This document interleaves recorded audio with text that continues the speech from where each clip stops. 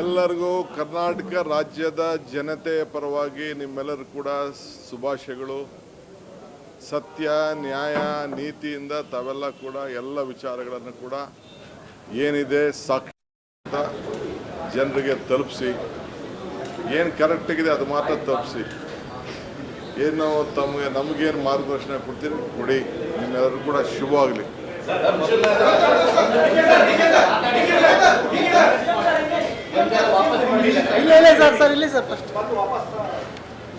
So ಈಗ ತಾನೇ ನನಗೆ ನಮ್ಮ ಎಲ್ಲ ದಕ್ಷಿಣ ವೇದಿಕೆ ಎಲ್ಲ ಪ್ರಮುಖರೆಲ್ಲ ಬಂದು ಭೇಟಿ ಮಾಡಿದ್ರು.